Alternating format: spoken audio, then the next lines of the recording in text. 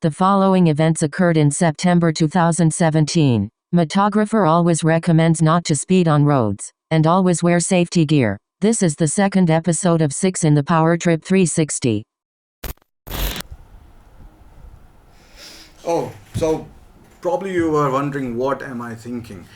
I was actually reminiscing about the thousands of kilometers that I did on the Ninja Ep2 in 2017, and this is what this vlog is all about. This is the second episode of 6 in which I have documented my 20,000 kilometers ride around Australia on the fastest production motorcycle in the world, the Ninja Ep2, along with the Ducati Panigale 1299. So I hope you enjoy, and all I have to tell you with this is that was my dream. It came true. So if you have any dream, please go for it, try for it, and it might come true. So here we go. In the first episode, we started from Sydney and we went up to Brisbane before taking a left towards the center of Australia and reaching a place called Wycliffe Well, which is supposed to be the alien sighting capital of Australia.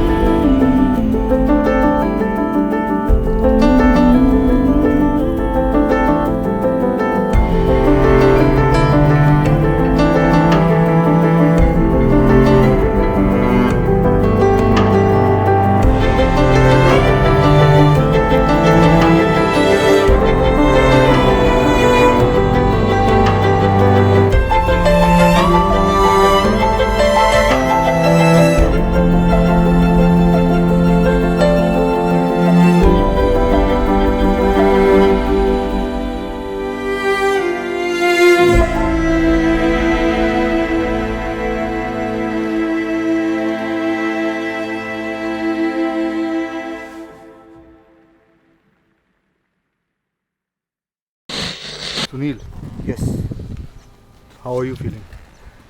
And where are we? I am feeling like I am on Jupiter. This is alien landing site. I've just made contact with some aliens. Okay, so clearly it is too hot for you, but this place is called Wycliffe Well, and this is supposed to be an alien sighting site. And as you can see, this is the only way they could have managed to get more people to stop here. But I hope that that's really true rather than just a gimmick. I mean, this is pretty much in the middle of nowhere, so it adds certain kind of credibility to it.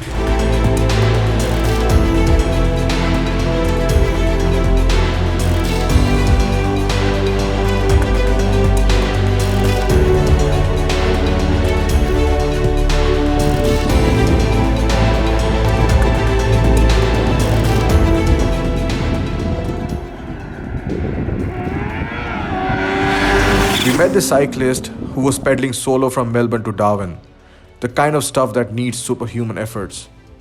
He kind of made our ride look small. So we are on Stuart Highway and we met. I saw this gentleman. I was at considerable speeds and it's okay. I can. You got it? Yeah, I think so. Drop it. No, I think this. So he's asking me to try and lift this cycle. I have to say cycle because mine is a motorcycle. And usually when you say a bike in Australia, they think that you're on a cycle. Anyway, so I'm going to try and lift this because I can't for sure lift my bike. So Be careful, you're right. fuck. It's heavy. It's got a bit of water on it. It's heavy. How heavy is it? I don't know. This must be 40, 50, yeah? I don't know. But The water makes a difference. So where's the water? Here. Yeah. So you got 4 kilos at least there. 4 kgs of water here. 4, And 6 kilos of water. 6 water. I mean, even we are like so thirsty on the motorcycle. I Yeah. can't imagine him on a cycle, on this highway. Thankfully, we've got a little bit of shade. Yeah, it's not too bad. And the Fuck. breeze is okay today. The breeze is okay. So he's going from Melbourne. He started from Melbourne. Melbourne, yeah. That's a long way.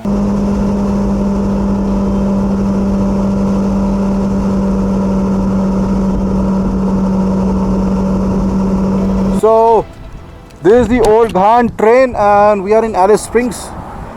This train actually started in 1929 and it used to run from Darwin to Adelaide, which is actually the whole continent, and it used to take 54 hours to do that.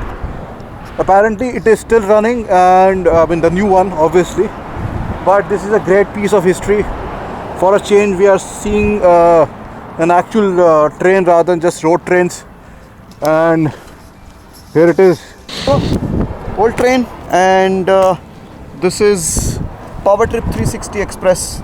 This used to go from Darwin to Adelaide, and we are going Sydney to Sydney. So the Finke Desert Race, as you might know, one of the toughest and most popular races in the world. We finally reached Uluru on day 15 of the trip. Uluru is also known as the Ayers Rock, which is a World Heritage Site and one of the most. This was a landmark day for Power Trip 360 because we had reached the almost geographical center of Australia. It's a very hot afternoon here in Australia. We ran into a very pleasant kind of a surprise, a machine which we were not expecting, especially here in the center of Australia. We're going to show you in a moment what machine that is. But let me first introduce you to the rider of the machine, another fellow Indian, Jayesh. Hi. So where are we right now? We are in middle of Australia. We are in Uluru, Ayers Rock, a Northern Territory, which is a center of Australia, and basically it's far away from everything. It's a remote location. Far away from everything. And you have been here since 3-4 years? 3-4 years. Yeah, this is my second time in Ulara, altogether 8 years. Wow. And so you are riding a very special machine today, which we will show to our viewers right now. The machine of the movement are not these two, not the Ninja S2, not the Panigale 1299. Let me introduce you to the star of the movement,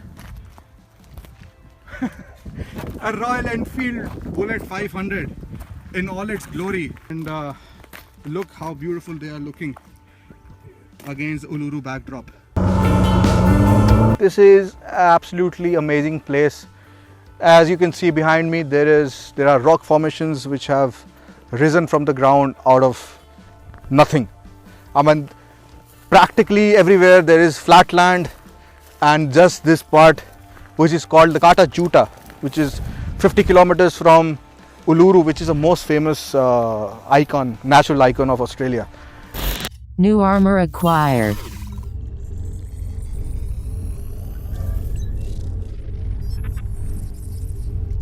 And this is actually a protected national park, and it's absolutely mind-blowing, very spiritual place, very calm, serene. And we took 7,000 kilometers to reach here from Sydney, so you can imagine the kind of isolation I'm talking about. These are sandstone formations, if I'm not wrong, and these also change the color as the sun sets or proceeds during the day. In the end, when the sun is about to set, it will turn into almost blood red, the color of the rock. But look at the rawness of the environment here. We don't want to miss the moment where when the Uluru turns blood red, but Uluru is still 50 kilometers from here and the bikes are waiting. We have to get back on the saddle and ride. It's just 45 minutes before the sun sets, and hopefully we'll capture it for you.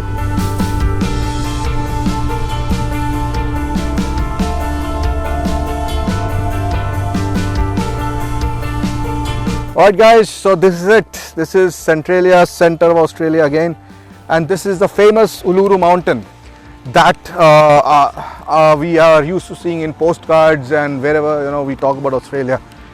And this is actually a very important mountain because this is held sacred by the Aboriginals here, the native people, and of course because of the beauty. And the most intriguing part of this is that how come there's a mountain rising out of nothing? So how come there is this mountain in the middle of nowhere, which is an absolute flat land, like flatter than flat, and wherever you see there's just grass, and then there is this one big monolith jutting out of the ground higher than the Eiffel Tower. I don't know, maybe aliens built it, like Kata Juta, we just saw. And this is an absolute, so a lot of people, hundreds of people flock here just to see the sunset at Uluru. So from here we'll now go to towards the north, Darwin, which is the capital of Northern Territory. And while going to Darwin, we will do almost 1700 kilometers in less than 20 hours, that is one day, from Alice Springs to Darwin.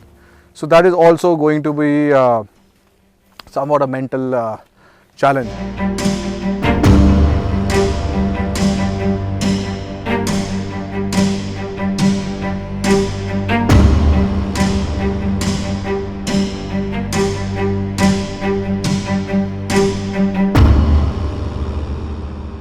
This is day number 15 of our trip around Australia, the power trip, and we are here in the center of Australia. And it's very hot, as you can see. I'm feeling a little bit of a cowboy, not only a motorcycle boy.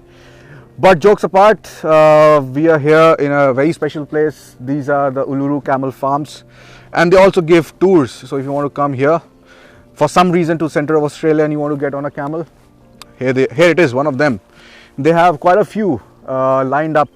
So the scene is set for horsepower versus camel power, and let's get a little bit closer to this camel and to this gentleman who's the head camelier, if I'm not wrong. Yep.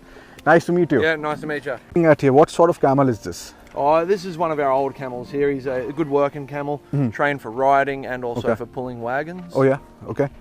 So, what sort of distances can they go without water? Depending on the food they can find, they can go for a few weeks without a drink of water.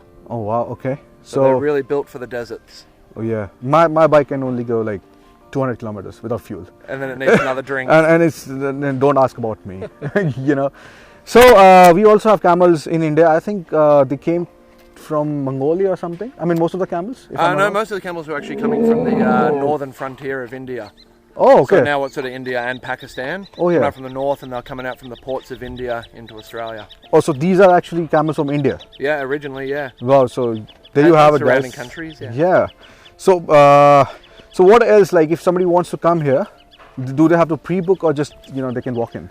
Always best to pre-book just to ensure a seat. But we offer anything from a 10-minute ride that runs all day, right up to our sunset and our sunrise rides are certainly on the dunes. Are there dunes here? Yeah, out around the dunes, great views of Uluru. So like desert, everything's kind of like proper desert, or? Well, technically we're not a desert here; we're a semi-arid area, so there's still a lot of vegetation around. So don't expect to see miles and miles of barren land. Yeah. But there's a lot of beautiful vegetation, and during the springtime also got a lot of beautiful wildflowers out there as well, so it's quite a stunning time of year to be here. Absolutely. So can they go near to the Uluru, the mountain itself, like the foothills? No, they can't. No?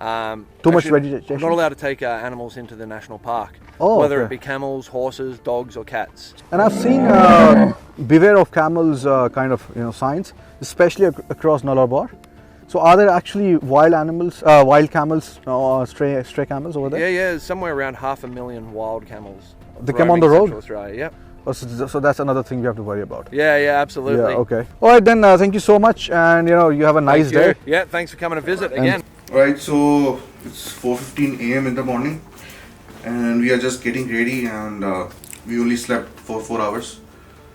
And here's the breakfast, as you can see. So at least we are having fruits and coffee, which is very important. And now the packing is almost done. We already packed yesterday, so 1700 kilometers today. Let's see. What happened, Sunny? Oh, so my tire is leaking and it only had 25 psi, and now it has 36. It should be 42, 41. Right, guys. So it is 5:20 a.m. and we are starting now for the 1700 kilometers ride on the H2 and the Panigale. Let's see what happens. Okay, so we have done 30 kilometers from Alice Springs and it is going to be dawn. You can see the moon there. Still a long way to go. Yes, so the first rays of the sun, and Sunil Gupta looks to be giving up already, but we have done 147 kilometers, and the first fuel stop is 50 kilometers from here. So the Panigale and the Ninja H2, two of the world's fastest bikes, are on a mission to do 1700 kilometers. Alright, and it is really cold. I mean, very cold, but it will get very hot very soon.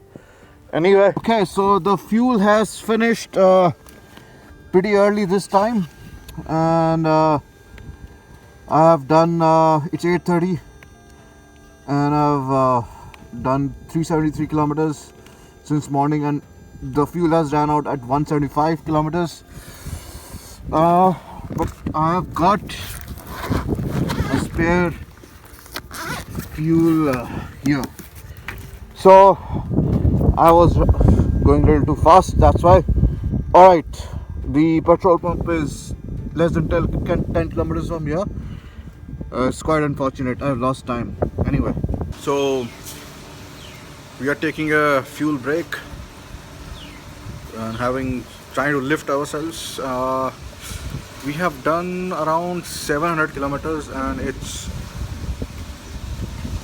I think, not even 11. So around 1000 more to go. Let's see what happens. And it's 1000 kilometers at 240. 700 more to go. So I'm in this middle of this highway, another lonely stretch, and in the morning it was freezing, and now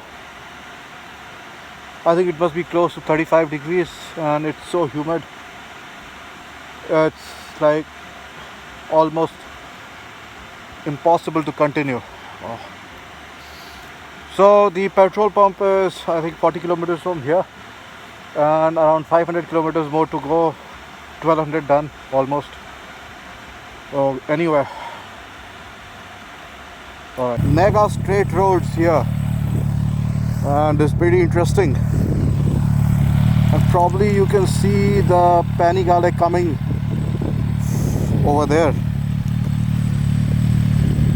Oh god, these are endless distances.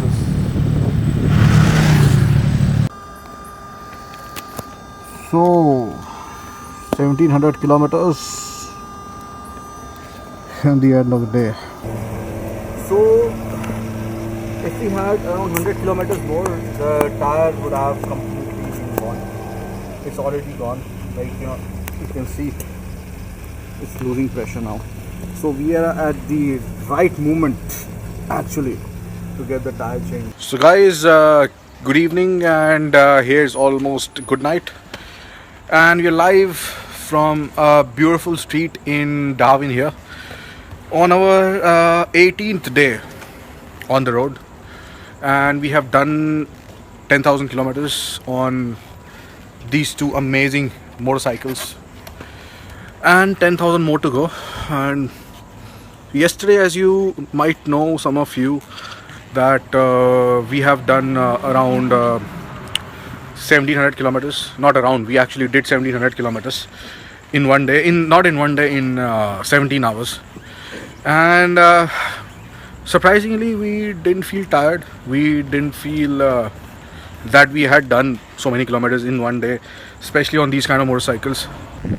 Our hotel is like 1 kilometer from here, and I was looking at the maps and I saw there's a racetrack just 1 kilometer away from our hotel. And how could we miss this? Have a look. Wow, that was hot and boring some places. But the best part about Australia is it's so isolated at most places, and I miss those long stretches where you see no one for thousands of kilometers. So this ends episode 2, and in episode 3 I will be doing 300 kmph. So watch out for that. End of transmission for MotoGrapher Level 2 complete.